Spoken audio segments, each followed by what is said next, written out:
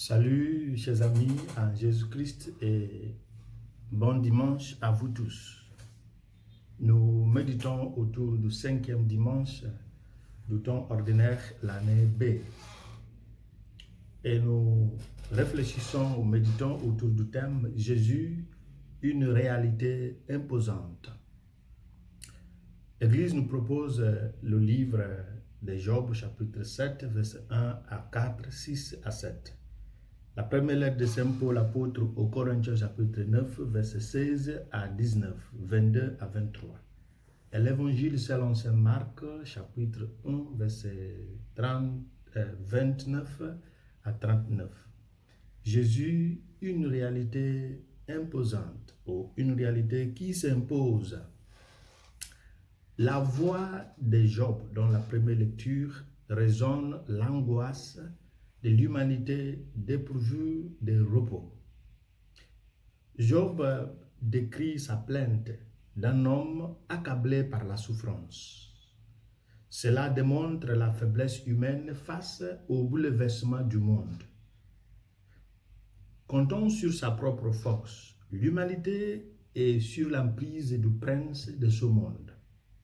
Mais tous ceux qui ont mis leur foi en Jésus sont hors de cette emprise, nous dit Jean dans sa première lettre au chapitre 5, verset 9, verset 29 à 20.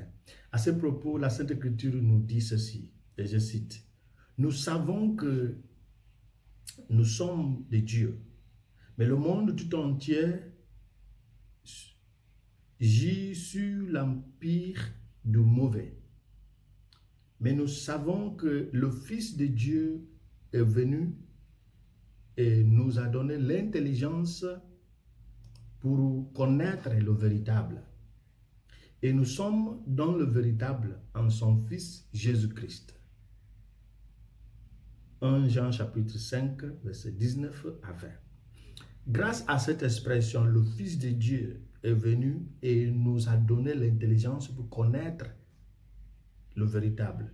L'humanité retrouvera sa splendeur première lorsqu'elle se tourne vers le véritable.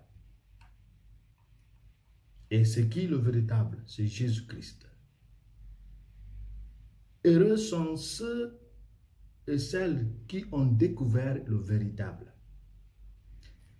Jean chapitre 8, verset 32 nous dit, « Vous connaîtrez la vérité et la vérité fera de vous des hommes et des femmes libres. » Selon la tradition de Jean, la vérité n'est pas simplement l'harmonie de ce qui est dit à la réalité, comme ça résonne la définition philosophique.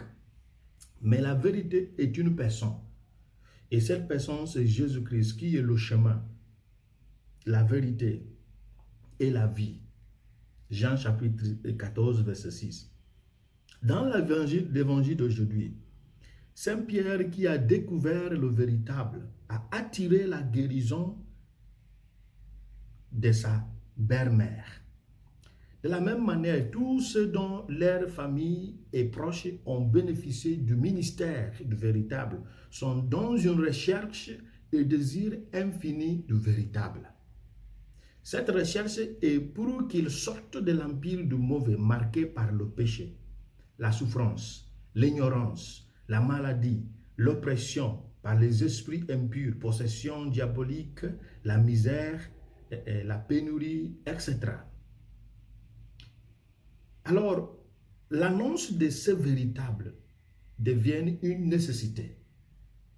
Parce que c'est une annonce qui fera des disciples, qui attirera des peuples vers la lumière du véritable. Et Paul nous dit dans sa première lettre aux Corinthiens, chapitre 9, verset 16, lorsqu'il disait « Malheur à moi si je n'annonce pas l'évangile ». Et grâce à Dieu, cette partie est ma devise sacerdotale. Et je demande au Seigneur la grâce de rester fidèle à cette devise. En vérité, en esprit, en réalité. En la deuxième lecture, Saint Paul nous parle de l'annonce de l'évangile comme une charge reçue pour tous ceux qui ont eu une véritable expérience du véritable. L'annonce de l'évangile est incontournable. Cette annonce se fait en parole. Cette annonce se fait par action. Raison pour laquelle aucun prédicateur n'est valable sans les vertus ou les qualités suivantes. Une vie exemplaire, l'honnêteté, la maîtrise de soi, l'humilité et l'ouverture d'esprit, l'accessibilité, la disponibilité, la tolérance, l'accueil, la culture de soins et le sens de sacrifice. Vous pouvez ajouter d'autres qualités ou d'autres vertus pour bien annoncer le véritable, pour y bénéficier et pour que les autres, les auditeurs, y bénéficient aussi. Il faut forcément ces qualités. Je reprends. Une vie exemplaire, l'honnêteté, la maîtrise de soi, l'humilité, l'ouverture d'esprit, l'accessibilité, la disponibilité, la tolérance, l'accueil, la culture de soins et le sacrifice ou le sens de sacrifice. Là où la mission a réussi, là où le développement est visible, là où le transfert des connaissances a réussi 90%, ces vertus y se trouvent. Alors, chers frères et sœurs, pour ceux qui cherchent le véritable, ceux qui, et si vous voulez, veulent voir l'impact du véritable, ceux qui l'ont trouvé, ainsi que ceux qui l'annoncent, la vie du désert et des prières est une nécessité.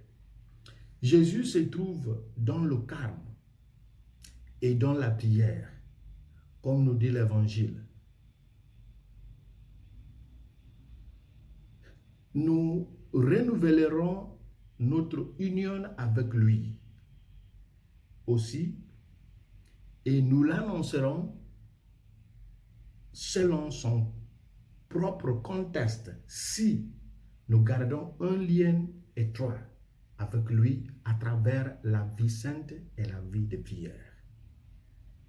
Même si nous sommes remplis de ces dons, si ce lien étroit à travers les vertus, la justice et la prière n'est pas là,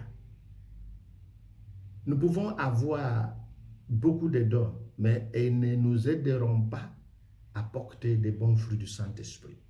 Alors, n'ignorons pas, ne négligeons pas la prière.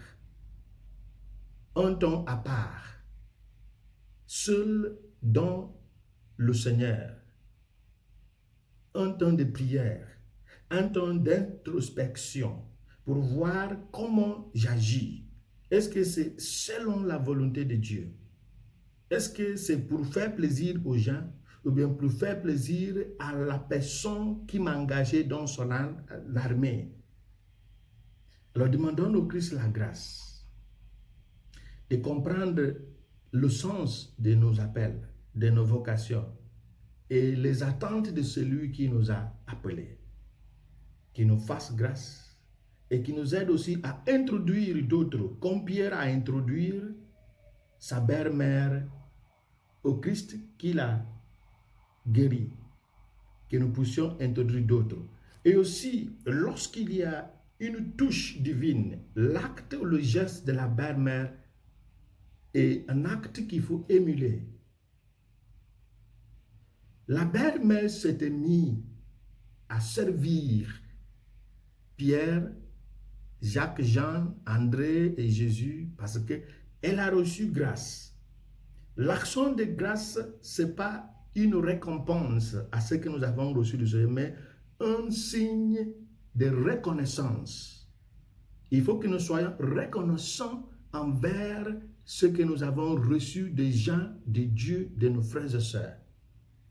Aucun geste, aucune œuvre n'égale à ce que le Christ ou Dieu nous a donné. tout ce que nous faisons, la dîme, le geste, les offrandes, ce sont un signe de reconnaissance et non pas de récompense.